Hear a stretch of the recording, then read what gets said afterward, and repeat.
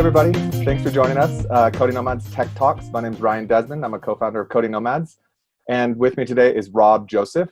Rob is a longtime friend of CodingNomads. He was actually a guest speaker in our first in-person boot camp back in 2017, was that? I think so, yeah. Yeah, it was 2017. We were actually in Bali, and he was there working remotely as a freelance Android developer. We were teaching a Java intensive course, so he came in and gave us a crash course in Android development, and we've been friends ever since. So Rob, it's great to see you. You too. Thank you for having me. You're welcome. We're thrilled to have you here.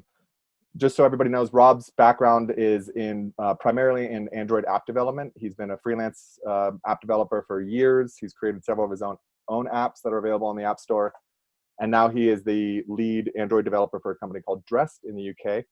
So when he talks about Android, which he's going to do today, he speaks with a lot of authority. So we're thrilled to have you, Rob, and I'll basically let you take it away. What are we going to chat about today?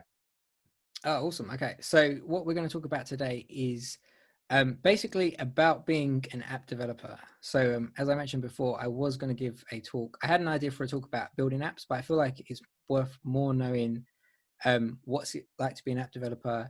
Is it the direction you want to go? Because when you learn coding, you can go any direction that you want.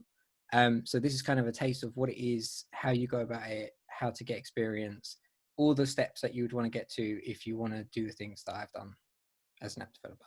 Nice. Consider me interested.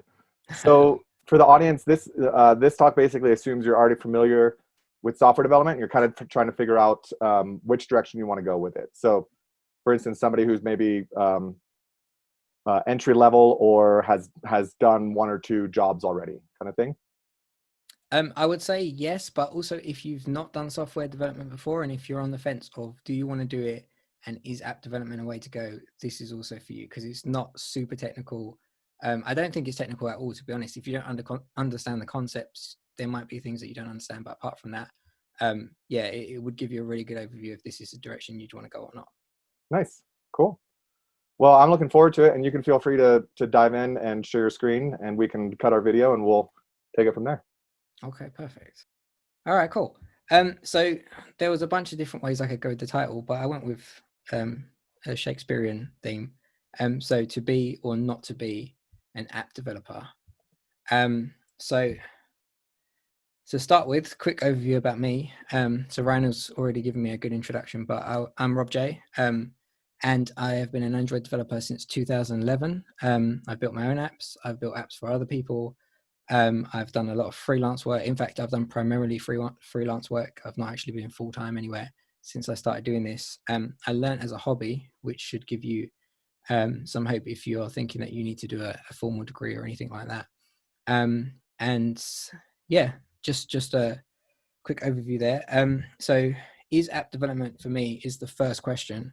So the reason that I put this in there is because I think there's a lot of misconceptions about what app development is and isn't, and there's a lot of making it sound kind of sexy and 4-hour work week lifestyle and all of these kind of things, and I think there is definitely that to it. But if you're getting into app development because you want to be the next Mark Zuckerberg, then that might be another thing that you have coming. So I'm going to start with what app development is.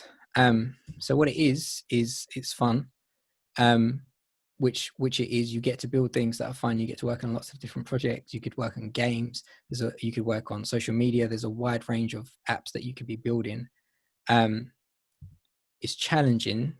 So unlike if you already have some coding experience, then let's say you'd understand, if you're coding for a server or if you're coding for a website, or if you're coding for all these different things, the things that separate coding for building apps for mobile devices or tablets is things like battery life, things like network, and whether they have good network connection or whether they have 4G or 3G or 2G or they have no network connection, and what happens to the app in that state. And these are all things that you don't have to think about if you're building a website, for example, because the website's there. You don't have to worry about battery life. You don't have to worry about disk space. So that makes it more challenging, but it also makes it a lot more interesting. And if you're getting into development because you like a challenge and because you like problem solving, then you'd also find it fun. And it can be rewarding. So to that point, if you're building software for a server, let's say, you build it, it goes out, maybe there's bugs to fix, maybe there's features to build, but you don't actually get to see anybody using your own product. You could build an app, let's say it's your own app, you created it, you've built it, you can get feedback from users telling you how good it is. You can see that you've got 7,000 people have downloaded this app, and 5,000 of people are playing the app every day. So it makes it a lot more rewarding. It's not all sexy. So to my point before, what app development isn't, and always is important, because this isn't things that it isn't finally, but it isn't by default. You have to work towards them. Coding on a beach. I feel like that's a big misconception. You know, you just get your laptop, you just go down to the beach, you do a bit of code, you get paid for it, and then, you know, you go and get a martini or a coffee and go for a swim. That isn't.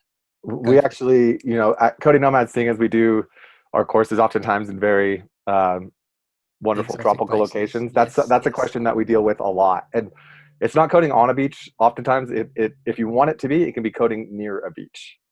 Coding near a beach is a good Yeah. yeah. CodingNomads is one of those things that they give you that experience of what the high life could be like while you get to learn.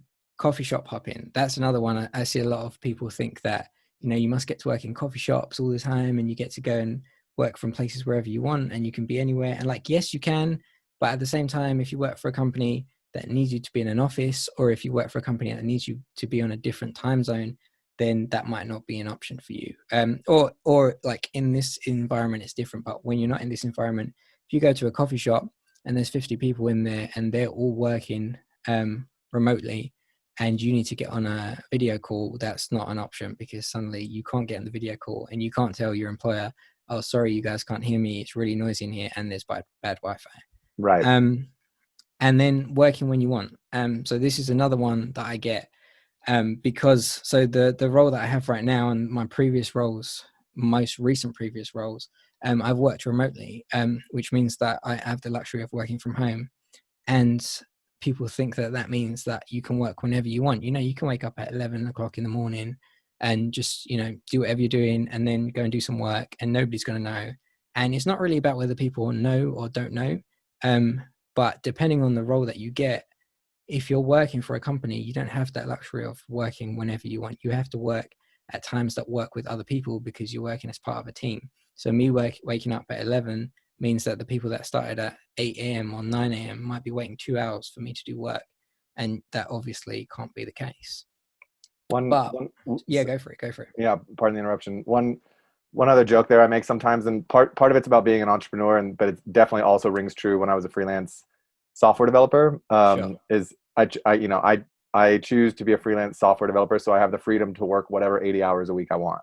That's a really good way of putting it. Yeah, yeah, you totally. know, because if it's crunch time, if you have a deadline on Friday, sure, you can work whenever you want, and it's probably going to be from 6 a.m. to 11 p.m. You know, on some days. Not always. It's a good thing it's not always like that, but it's definitely true. No, it's not always, but it's also not always sunshine and roses. So right. That's an excellent point to raise. Yeah, I try and avoid that 8-hour weeks, like 45, 50 hours maybe. That's my limit. So what it can be, so alluding to my point earlier, so one, you can work for yourself. So if you decide to release your own apps, that's yours. They're your baby. If you can make them work, you can make money, you can make a living. If not, you can do freelance work, which again, you're working for someone, but you're also working for yourself because you have a lot more freedom than you would if you were working in a full-time office environment. Coding in a coffee shop in Bali, this is a real life experience. I feel like Ryan can attest to that. You can definitely get gigs that let you work on your own time, from wherever you want. So I've had gigs in the past where the gig is deliver this project and the project is an app and I'm the only person building the app and my deadline is 3 months and they don't want to see me for 3 months until I can deliver the app. That's great. Now you work on your own time, you work wherever you want, whenever you want, and all you have to do is make sure that you meet that deadline.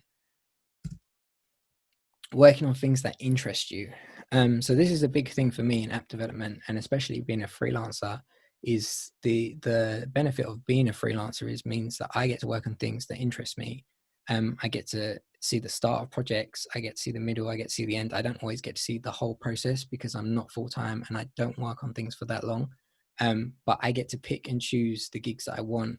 And as a freelancer, you know, I can go and build this thing for 3 months, which could be, let's say, I don't know, it's a mundane reporting app, and then next month I could be working on some really cool game, and then the month after that I could be working on a sports social network. So it gives you a wide range of things that you can do, and you get to pick the things that interest you. What do I need to learn? So these are just the basics for people that don't know. So if you want to learn Android app development, which is what I do, you need to know Kotlin or Java, preferably both. So Java has always been the development language for Android. Kotlin has more recently been introduced and is now fully supported by Google. And most likely Kotlin is going to be the future. So most of the apps that I work on now, if they're older legacy apps, they're Java Kotlin hybrids, because everything new is written in Kotlin and all the previous code is still in Java, and you convert it as you go. If you're starting from scratch and you don't know any coding, or you don't know Kotlin or Java, then I would say you should just dive straight into Kotlin. But the benefit of knowing Java aside from that is there's a lot of Java jobs that you can get that aren't Android related. The Kotlin jobs less so. So if you are starting, that's another thing to weigh up. If you're not sure if you want to do Android development, learn Java, see if you like it. If you don't like it, you could go and work on something else using Java. iOS. So for iOS, you need to know Objective-C or Swift.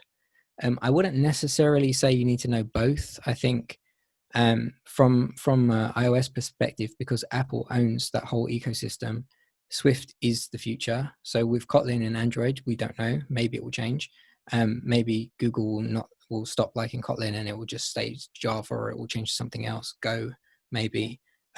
Swift is going to be Swift until the next iteration of whatever language they decide upon. So I would definitely say learn Swift. But if you already know Objective-C, or if you know, maybe you're a bit of a sadist and you actually want to learn Objective-C because it's pretty terrible language, then that's an option as well. Also, fun note is I found out yesterday that Objective-C was actually developed to teach 9-year-olds how to code. So whoever developed that, I reckon, must have been a sadist as well, because you know there's 40-year-olds out there that can't work it out. So, and quick question there. Yeah. There's all this talk about kind of languages that will compile down into multiple, yes, you know. Yes. Is there a single language that you can, like, for instance, can you write an app in Kotlin that can run natively on both Android and iPhone, or is there any iOS? Is there any kind of language that does that yet? So the closest that I would get to that, so it kind of leads me into my next slide. So the closest that you can get to a language that compiles down to both would be Flutter, which is pretty new, but it's pretty well supported. The other options would be, if you know JavaScript, then there's React Native, which can build a single version of an app for both platforms. Aside from that, I think there are projects where you could build, say, a Kotlin app that will run on iOS, but they're not super mature, and I probably wouldn't put that in production, just because, especially if it was if you're working for a company, because you can't guarantee that you can maintain it, and you can't guarantee that there'll be anyone else that will know how to maintain it either, because they're so in such the early stages. Right. But I would definitely, if you wanted to learn multi-platform, then I think the best shout would be Flutter. It is really well supported. It is really well, it's got a lot of momentum behind it, and there's a lot of resources on how to use it. And from what I've heard, it's not that difficult to learn. It's probably on par with Swift or Kotlin, which are pretty mature languages. Yeah. So one follow-up question there. Is there any reason why somebody would not, like, let's say, you know, for someone who's listening to this, they know for a fact they want to be an app developer. They've already got an app in mind. It's going to be amazing. Yeah. Why not? Is there any reason to not just go straight to Flutter? Like, are you aware of any kind of drawbacks, or is it because it's not truly native to both operating systems, or are there any drawbacks? Well, yes and no. So you could definitely do it. I think the drawbacks that I've always seen with cross-platform languages are, one, how well they're maintained. So Flutter is the thing right now, but it's not officially supported by Google or iOS or Apple. So if neither of them decide to support it, and whoever's building the components that let it cross compile now stop supporting it, then now you have an app that you can't update in a couple of years because it doesn't support the newest versions of those platforms. Right. And then likewise with those things, if you're building the app for yourself, then that's fine. But really, it just comes down to maintainability and things that you want to do with it. So, for example, I can't speak to Flutter specifically because I've not used it, but I know in the past with apps that I've worked on that have had React parts, or companies that I've worked on that have had React native apps, for example, they rely on third parties to create plugins for SDKs that you wouldn't need plugins for if you're building natively. So let's say you want to use this specific platform, I don't know, let's say it's an analytics platform, or you want to use some sort of PayPal SDK, let's say, for example, and on natively, that's super easy. And then suddenly if you're using Flutter or you're using React and they don't have the right plugins for that, then no, you can't use that. So I think, like, for side projects, I think it's great. There's definitely potential in it, but I to me, it just scares me because I don't know the course of where it's going to go. So, I would never recommend to a company build your app in Flutter or some cross-platform app, because at some point down the line, you're going to get stuck. And also, if you were a company, or if you were thinking of being employed by a company, and let's say you're a Flutter developer, if in 3 years' time Flutter is not an app development platform anymore and it's something else, then you can't get app development jobs. Whereas if you build natively, as long as you stay up to date with the current technologies, there's always going to be work for you. So right. Yeah. that would be my take on it. Like, I don't have anything against it, and I think it could work. But just long term is the thing that worries me. Unless if Google or Apple came on board and they were like, right, Flutter is going to be the new Swift and the new Kotlin, then 100% you should do it. Because now you can do both. But until that happens, I'm always a bit wary, especially because, Apple could turn around and be like, we don't want Flutter apps on our store anymore. Right. And then what happens? So. Right. Yeah. Safer to just stick with the core languages. Yeah. I mean, if you just want to dive into it and you just want to do a bit of fun, then like I probably wouldn't do Flutter first, but like right now I'm quite interested in it. I talked to someone yesterday, and they were really big on it and the things that it could do and how fast it is. So it's definitely a good option. But in terms of long term, if you're thinking long term, then I would at least say go native first, learn Flutter afterwards, and then you have something to fall back on. Cool. Nice. Thank you. No worries. So the next step. So we've seen what the technologies are, and then another question that I get a lot is how do you find work? So I'm going to try and break it down of how I go about it anyway. So the first thing is LinkedIn. So you want to keep it up to date. Like CVs and resumes are great, but recruiters, lots of companies, including myself, if I'm looking for other Android developers or iOS developers, I'll go on LinkedIn and type in iOS and Android developer. You can see all their experience. You can get recommendations from people that you've worked with, which I'd highly recommend. And also I get to see, there's this really good developer, and he also knows this other developer who I know. So I can then go to that person and say, hey, is this guy good? So you get a lot more kind of word of mouth recommendations based on the fact that people can see other people that they know that you know. If it's like a friend of a friend kind of thing. That's probably a better way of putting it.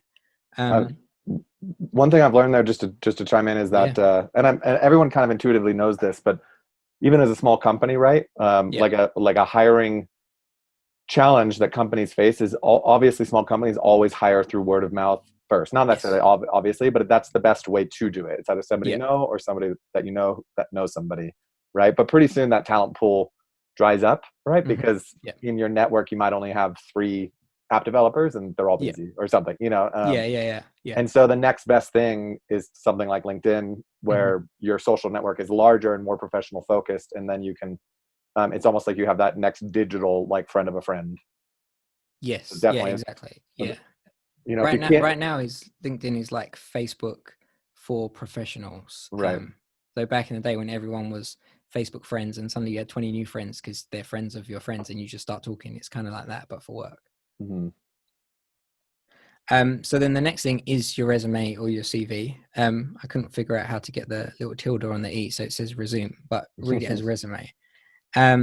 So for this, I would say one of the things that a lot of people do that I would highly not recommend is don't write a bio about how hardworking you are and how dedicated you are and all these kind of words, because one, people don't read that, and two, nobody cares. The things that people care about is your experience. What have you worked with?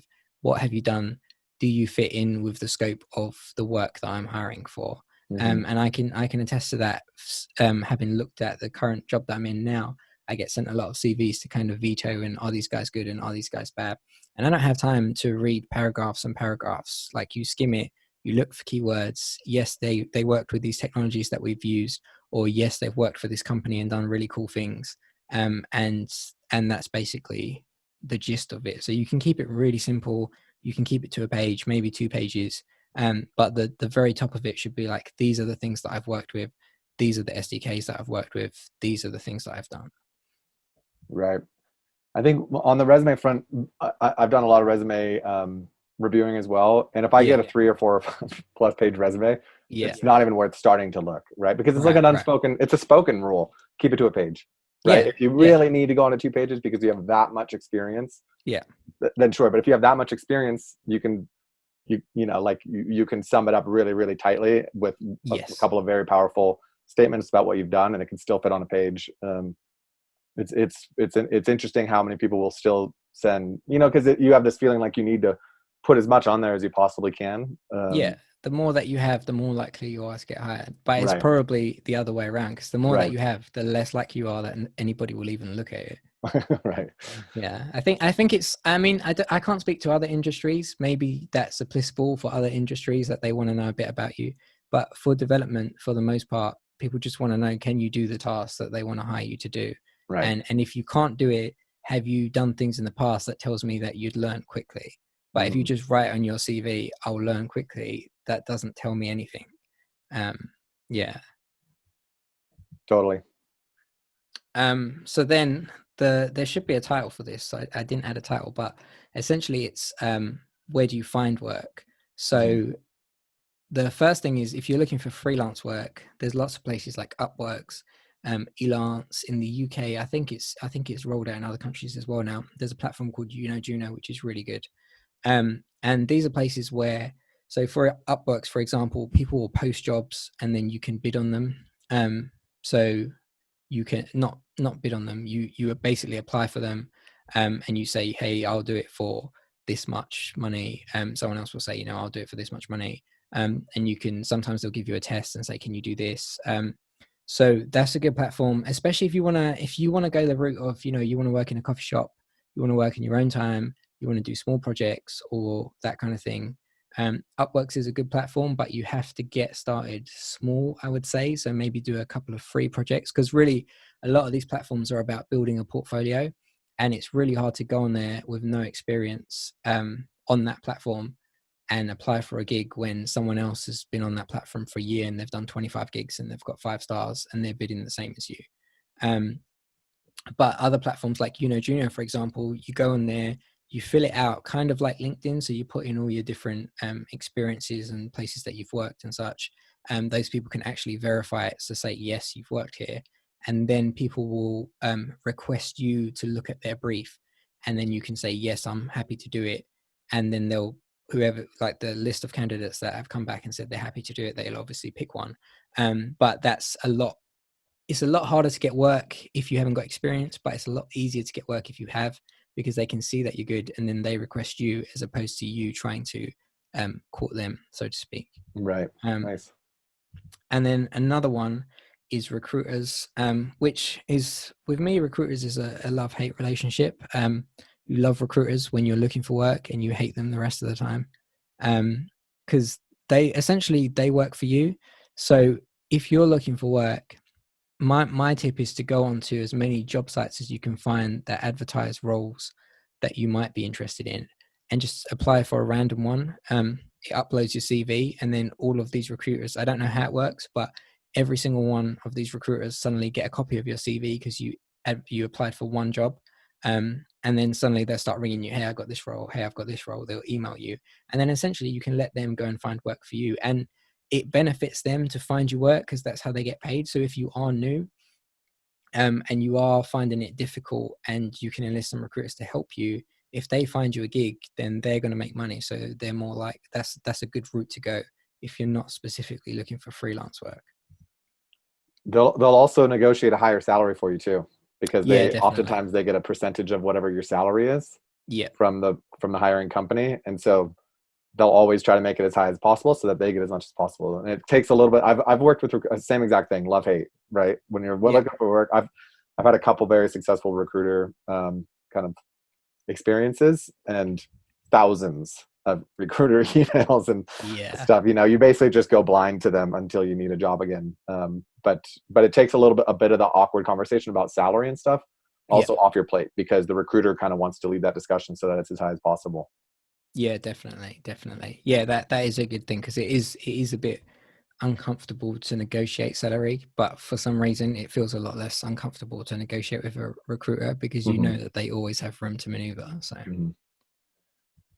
and then my final tip would be become an authority. So one of the things is, if you don't have a lot of experience, or especially if you do actually, you wanna show people your experience. You don't just want to have your CV, because your coworker's not going to read your CV. People on LinkedIn that are just like you and also app developers aren't going to look at your CV or your experience. But people will get to know you by things that you do online to become an authority. So, for example, um, writing articles. I write a lot of, well, I say a lot. I write a decent amount of articles on medium.com, and I share them where I can. And so if people Google my name and they Google Android, it might come up with some of the articles that I've read. And, you might hit one that's had a decent amount of views. And if you don't know me and you're just doing a bit of research about whether you'd want to hire me or not, that looks pretty good. Right. And then also being active in online communities, because you never know who's there. So if you're getting started in app development, find some communities that are, app development based, or Android based, or iOS based, and you can go there and you can ask questions, and you can kind of just get known a little bit. So then at that point, when someone is looking for somebody, or somebody happens to post on there, hey, I'm looking for a junior Android developer, or I'm looking for a junior iOS developer, you can jump in and be like, I'll do it. And it's kind of like building up a rapport. And again, it's like LinkedIn, it's like a friend of a friend, but in a different way. They know that you're good, even if you don't have the experience to prove that you're good. Mm-hmm. Right. Yeah. That's a great tip. So following on from that, but I don't have experience. So this is another thing that I hear a lot. And I think I've heard this since, I went to university, which was back in the early 2000s, and it goes for every job. It's like, how are you expected to get a job when you go for an entry level job and they expect you to have a year's experience, but you've literally just finished your degree? And the same thing applies for coding. When Android came out and it was out for a year, there was probably recruiters out there looking for an Android developer that's got 5 years experience. And that's just how the industry goes. So if you don't have experience, how are you going to find work? So my tip would be, you make your own experience. So when I started Android development, I did it as a hobby while I was tech support for a different company. And I released some apps of my own, and they made some headlines. And they didn't do huge numbers or make tons of money. But what it meant was that by the time I left that job, because I wanted to become an Android developer, I could point to a portfolio of stuff that I've already done. So even though I haven't got professional, quote unquote, experience working for another company, people can see that I can do the work. So my first tip would be that build and publish your own apps. They don't have to be complicated. They don't have to do lots of downloads. To be honest, they really don't have to do anything other than showcase what you can do. And if you want to build something that you actually want people to use, that's great. And if you just want to build something that shows someone looking at your portfolio that you know how to make fancy animations and play videos and that kind of thing, then that's also great. And if you don't want to publish your own apps on the App Store, another thing you can do is build and publish your apps on GitHub, so people could go and look at your code, and then they can see what you can do based on that. So the whole idea is basically creating your own experience, because all you're doing when you get into a job is you're writing code for someone else, and that builds your experience. Writing code for yourself builds a similar amount of experience. It just doesn't give you a formal way to showcase it. So this would be that. And then another thing would be build a portfolio website. So again, whether you publish them on the App Store, whether you publish them on GitHub for people to look at the code, if you have a website that you can point people to, and they can go on it and they can see all the different projects you've worked on, as opposed to having to go to your CV and, oh, you worked for this company, and now I have to go and find the website for this company, and then I have to go and find out which app it is that they have, and then I have to go to the App Store and have a look at it, and I don't know what part of this app that you built. You can build a portfolio website with just screenshots of things that you've done and maybe a link to them if people can use it. And I've done that in the past. I know a lot of developers that have done that in the past as well. And a top tip would be that if you want to host your own website for this or for anything else, Firebase hosting and GitHub Pages are both free. So you don't have to pay for hosting. You just need your own domain name, which I find super useful because I don't like paying to host a website that's purely for a portfolio purpose. Right. But this gets you around it for free. Nice. And then, so going on to building your own apps, and how do you go about it? So I think my first 4 apps that I built were for myself. I published them myself. They did okay. One of them's still up on the App Store, and every now and again it gets mentioned in an article and does a few extra 100 downloads. And over the years, I've done quite a few of my own apps, some of them for fun, some of them to try and make money. So how you go about that process is pretty simple. So firstly, you need to get a Play Store or App Store account. A Play Store account, the last time I checked, was $25 for the account, period. It might have gone up now, I'm not entirely sure, but if it's gone up, it's probably like $50. An App Store account for Apple is a yearly fee, I think, of $100. You have to double check those numbers, but that's around about it. So Play Store is a one-time fee for life, and an App Store is an ongoing fee. And then you build your app. You come up with the idea, you code it, you build it, you test it, all that good stuff. And then you submit it and you wait for approval. Play Store is super easy to get approval. They're super quick. For the most part, nobody's actually testing your app. I think they run it through a bot to just make sure it kind of works and it doesn't have anything that's not allowed in the policy inside your app. And then usually it gets reviewed after it's gone live. So you see a lot of apps get pulled after they've gone live because they had explicit content or they were breaking the rules for some reason. But with the Apple App Store, that's more difficult to get approval because they actually use your app before they approve it. So for example, I've worked for companies where you need an account to use the app. So straight away the app gets rejected because no one on the Apple team has an account, so they can't test it. So then you have to go back to them and you have to give them an account so they can test the app. So it's a bit more difficult to get through. But once you get through and you're on the App Store, then that's it. You now have an app that's published on the App Store. And that, obviously the coding part is the hardest part of the process. But actually creating your own apps, once you know how to do it, super easy to get them on the App Store. And then what you do with them from there is up to you. So I'm going to just give a little bit on how you make them successful. So the first thing is reviews are oxygen. I've given quite a few talks about how to get good reviews for apps and go into the detail of why you need good reviews, how to go about it, different strategies that I use. And if you want, I can send them to you at the end, Ryan. I think there's a couple on YouTube if people want to watch that. But I would say reviews are oxygen. If you get good reviews, then you're breathing. And if you get bad reviews, then your app is dead. And it's really that simple. So a big part of making them successful is you need to control how many good reviews you get, and try and filter out the bad reviews by catching them before they leave bad reviews. So you'll see apps that you use now where they'll ask you in a pop-up, hey, do you like this app? And you get to say yes or no. Nobody asks you directly, will you leave a review? Because they don't know if it's going to be good or bad. So they'll say, hey, do you like this app? You say yes. Hey, would you like to leave us a review? If you say no, then they might say, oh, I'm sorry to hear that. Would you like to leave us some feedback? And then you can email them feedback, but they don't ever give you an option to go to the App Store and leave a bad review. So that's like one of the strategies to limit it. And then getting good reviews is really easy. You just ask for them, which is the same thing. You offer that pop-up. Do you like the app? Yes. Would you like to leave us a 5-star review? Some people are going to say yes. And those people are the ones that boost your rating and get you higher up in the charts on the App Store and get your app noticed. Press brings your audience. So there's 2 strategies for getting users. One of them is definitely be where your users are. So a lot of the apps that I write are utility apps that perform a specific function. So I have one that's a sleep timer that will put any music app to sleep. And I have one that reads your text messages to you when you've got headphones on. So I know where my audience were for those apps because I was one of my audience. So I could go on developer forums with people that I knew would want to use those and talk about my app and post a link to it. But press is also really, really easy to get. And I think people don't realize how easy it is to get. And basically, in my experience at least, you just ask. You find the websites that write about tech. You find the websites that write about Android if you're an Android developer, or iOS if you're an iOS developer.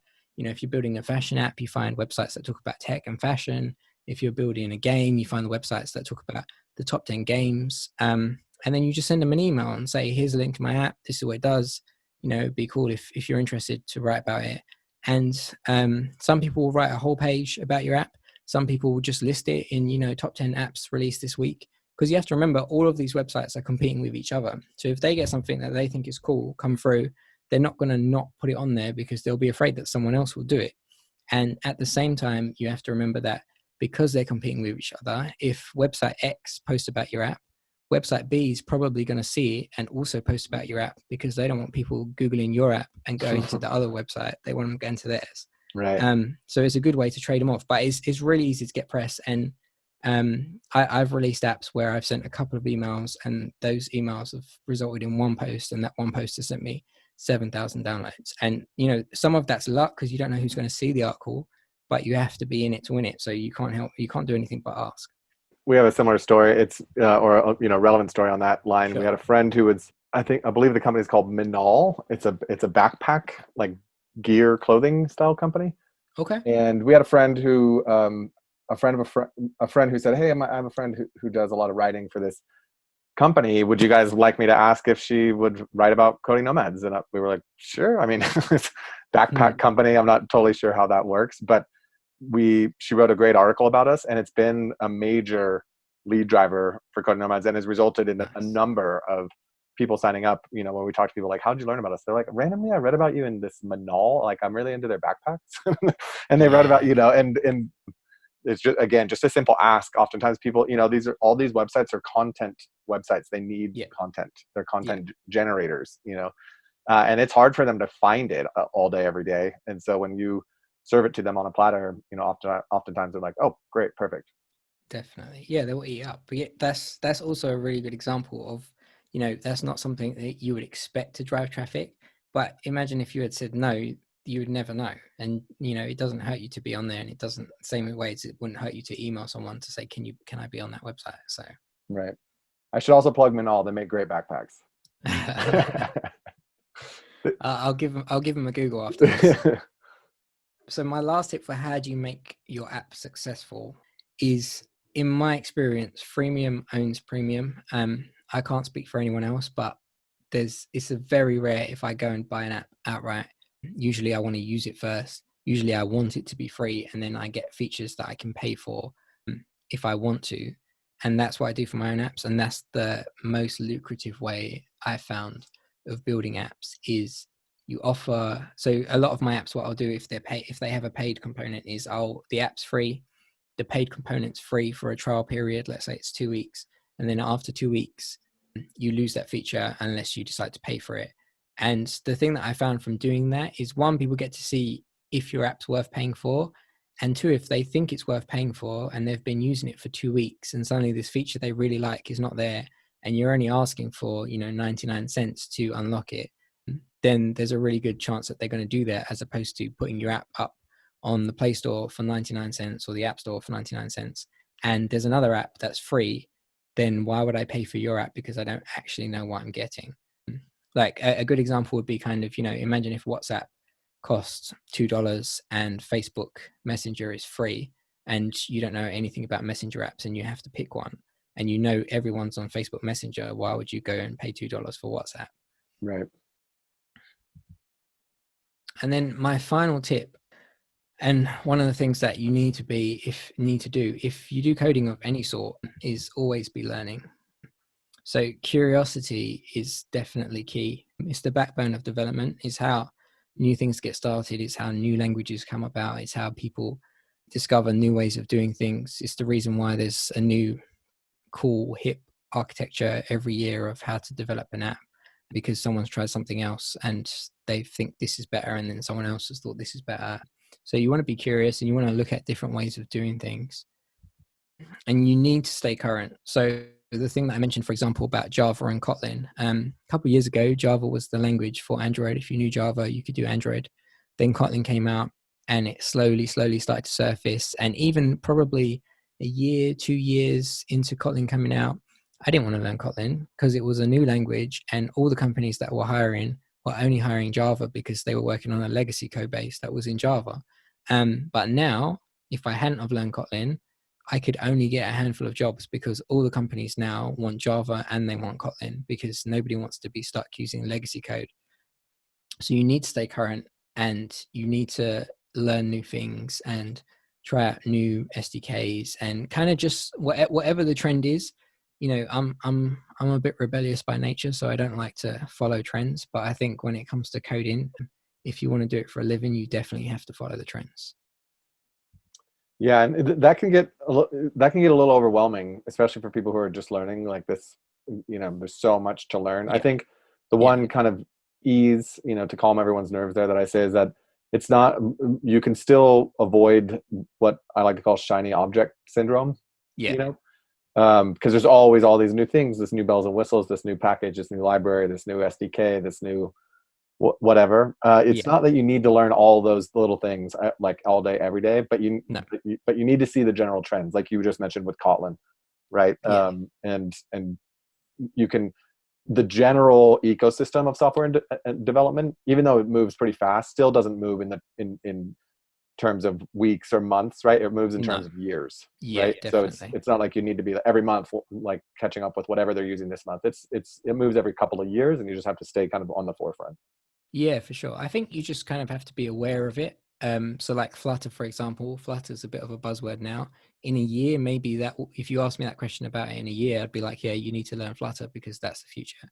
Right now, it's not. But I feel like you have to be aware of it as well, just so that you know it doesn't jump out and surprise you, and suddenly you're sitting here coding Java and you can't get any jobs because everyone's talking about Kotlin and you have no idea what Kotlin is. Right. But yeah, shiny object syndrome is a good way to put it, because there is a lot of shiny objects that I definitely don't look at because based on my experience, they're not going to be here in a year. And then I heard this quote on a podcast the other day, which is not word for word, but the guy basically said, in a year's time, if you don't think what you code today was terrible, you haven't learned anything. And I would definitely agree with that. I think based on the apps that I've built for myself, every time I go and do an update now, I want to rewrite the whole app because it's horrible. And then as soon as I'm done, I'm like, right, this is perfect. Then a year later, I want to rewrite the whole thing again because compared to what I know now, it was terrible. And I feel like that's a really good barometer of whether you're actually learning and progressing as a developer or not. Because unless somehow you write absolutely perfect code, if you don't hate what you wrote in a year's time, then you've probably not learned enough. That's a great way of saying it. Yeah, the guy on the podcast, he summed it up a lot more succinctly than this, but this was the gist of it. That's what I could remember. So that's what I'm getting with. And that is my whole talk. So questions, if you have questions, and then just briefly, you can find me at Low Carb Rob on Instagram, Twitter, TikTok, if you want to find me on TikTok. And you can't see this link, but rob@robj.me is my email address if you guys want to email me any questions, and you can find the slides on robj.me/CodingNomads talk. Well, thank you, Rob. That was fantastic. I really, really appreciate you sharing all that knowledge with us. No worries. Yeah. This is a perfect guide for, I spend a lot of time on the phone with people who are considering getting into software development. Let's say that when we're working with people, teaching them how to code, and they're ready to actually like build a project, like let's build a portfolio piece, right? Yeah. One of the mistakes I commonly see is trying to solve the world in an entry level application, or like in a portfolio piece application. Yeah. And I'm always saying, start with one simple thing. And once that's working, then add the next thing, and then add the next thing, and but keep the scope of the project, confined. Would you have any recommendations or tips for people who are trying to make that first portfolio piece. And because they might think like some app that all it does is you push a button and it plays a video is not cool Mhm. enough or something. Is that Yeah. true? Like, how do you fight that urge? And maybe what could you recommend people who are trying to do that? So I think firstly, you'd be surprised how simple an app can be for somebody to look at it as a portfolio and be like, yeah, you seem like someone I'd want to interview for a gig. Mm-hmm. And also, in my experience, the fact that if you're a developer and you have anything published on the App Store, that works in your favor, at least with me, because in Right. my experience, as soon as people ask you like, have you done this? Have you done this? Have you done this? You say yes. And then I'm like, oh, and by the way, you can go and check it out. And suddenly you're heads and shoulders above everyone else who have the same experience as you, but nothing to show for it. Right. But to your point, in terms of like making it simple or not, I would say that so I'm a mentor for the Coding Nomads mentorship program, and I had this question with one of my mentors, or mentees I should say, and the thing that I basically recommend is to build a podcast app, but from scratch through the stages. And the reason that I recommend that is because it has everything in it. So it has, simple views, it has complicated views, it has networking, it has audio, it has all these different components to it. But obviously you don't just dive in and build a podcast app. So the first thing I'd be is like, you build the home screen and it's just a list of items. It's not a list of podcasts. It's just a list of, hello world, hello world, hello world. And then you've built that. Okay, great. Then you go and learn the next bit, which is, how do I add a little image to the corner of this so I can show an image? So which would be the podcast thumbnail. And then, you have a list that just says hello world and it has a little picture. Okay, now how to do images. And then you go to the next bit. So if I tap on this, I want it to show me the image big and I want it to say the title and a little description. And again, you haven't done anything complicated, but now you know how to do this part. Mm-hmm. And then you can go and learn the networking part and figure out how to make an API request. And then you can go and find a podcast API and figure out how to download that request. And then how do I parse it? And then you've done all of that. And now you just take that information and you put it back into the view that you made in step one. And so now you have a podcast app that just lists podcasts. And then you take that to the next level. Okay, I tap this, it shows me a new list and it's got a list of episodes. And you can take it all the way through the stages. So if you really want to, at the end of it, you could have a fully functioning podcast app as opposed to lots of small apps that one's a list and one's an image and that kind of thing. So that's kind of my recommended approach, just because it takes you for all of the different steps, but in a way that's at your own pace. And you also get to pick and choose. Like if I really want to learn networking and I don't want to learn how to make views, I could do that first. Mm-hmm. But now I've made this network request, I have to make views because otherwise I can't show the data. So that would be my tip for people to do as their first thing. And because I like the idea that you could evolve it. And in the end, maybe you have an app that's worthy of being on the App Store, and maybe you get some downloads from it, maybe you don't. But, the difference between that just compared to a list app is not that exciting. Right. That's a great tip. I like a few thoughts. One is there's lots of space still for a better podcasting app. I change, 100%. at least, I don't know, maybe you've found the one, but I've yet to find the one. I've bounced through all these different podcast apps, and lately I'm using Google Podcasts, which is pretty good, but then they just updated it, and I don't know, I don't like it as much. The one I was using before, it would crash, and and this is one that has hundreds of thousands or millions of downloads and 10,000 reviews and stuff, and it's actually pretty buggy, and I mean my favorite one, which I've been using for a few years, is Pocket Cast. Pocket Cast. Yeah, and I think ironically, compared to what I said in my talk, that was probably one of the very few apps that I bought outright. Okay. Because I heard good things about it. It's really good. It syncs between different devices. You can go online and listen to your podcast on the website, and then you can pause it and suddenly it's in the right place on your app. It's really good. Yeah. Nice. So shout out to Pocket Cast. Another thought that I was having too was if anybody listening to this develops a podcast app and either would and makes it to the Play Store, and please share it with me and Rob, and we'll give it a shout out, and we'll download definitely. it, we'll check it out. Yeah, that'd be super cool. And we'll let everybody know about it too. Like that, we have a large mailing list and community, and we can tell everybody like, hey, check out this app that one of the members of our community built. So I'd be happy to share that. One technical question. I know we're kind of at hour mark, so we'll start to roll up here. But Sure. we do a lot of work with RESTful APIs Yeah. in our courses, and just in the world, there's a million RESTful APIs. Is it possible, and this is an actual technical app development question, let's say I have a really nice RESTful API that powers, it's an API that people integrate with, but it also powers the front end of a website, right? Like, so there's the JavaScript that's making fetch requests to these endpoints, et cetera, and it's dynamically populating the website. If I want to make an Android app, can I just use that same RESTful API, or is there a different integration that's required there? Like, let's say the RESTful API is already built, it's great. It gives me all the things I need for my website. Can I do the same thing for app views? Yeah, 100%. Cool. All the APIs until recently, actually, that I've worked with have been RESTful APIs. Okay. There's no distinction. There's no differences between what you would use on a website and what you would use on iOS or Android. Nice. So if you have one already, you just need to learn that networking layer on the mobile device to connect to it. But the rest of it's the same. You get JSON back, you pass it, you get objects, all that kind of stuff is exactly the same. Yeah. Cool. Well, sweet, Rob. This has been really great. I really appreciate you sharing your time with us. No worries. It's fantastic. I know for people who are just getting started, to just be able to listen to somebody with so much experience like you have, just talk about the nature and the reality of what it's really like and what goes into it is hugely valuable. So thank you. And anything else you'd like to say before we sign off? No, I don't think so. The Cool. only thing I would say is, like, I really like what I do. And from doing the mentorship program, like, helping people is cool. So if people do have questions, or if they just want to find out more, you can hit me on social media, you can email me. I'll make sure I respond. So Fantastic. That's a very gracious offer of you. Thank you so much. no worries. All right. Well, thanks, Rob. We'll chat real soon. Cool. Take care. Bye-bye. Cheers. Hey everyone, thanks for watching. If you enjoyed this video, please let us know by liking and subscribing. If there's another topic that you'd like to learn more about, leave us a comment. We would love to hear from you.